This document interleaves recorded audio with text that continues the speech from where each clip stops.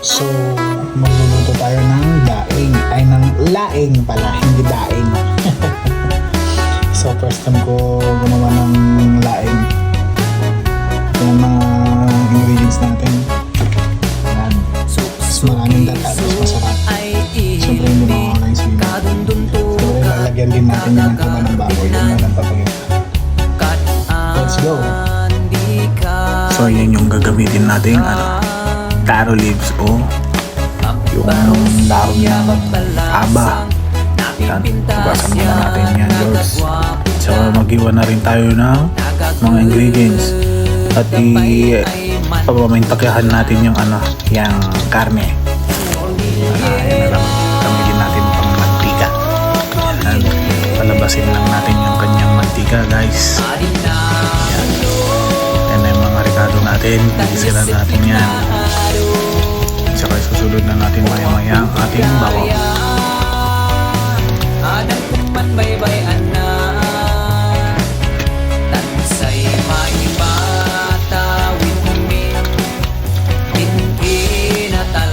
Ayan, nilagay na yung bawang sibuyas luya. Lagyan na natin ng paminta, asin, saka magic sarap. Ayan, mga seasoning na. Ilalagay na natin yan lahat. Sabay-sabay na yan.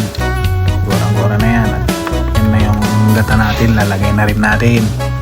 Yan, so gumamit muna tayo ng tatlong gata. Tatlong gata muna. Gagamitin natin dyan. At gumamit din tayo ng lamang.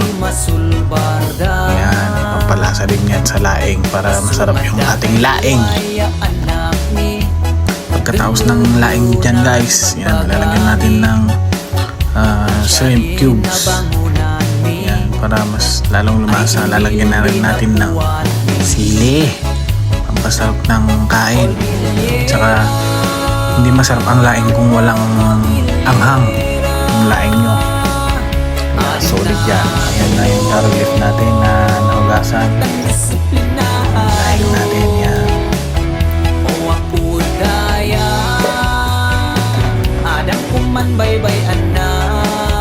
Ayan, guys, pagkatapos natin tinakpan, buksan natin ulit, halu-haluin.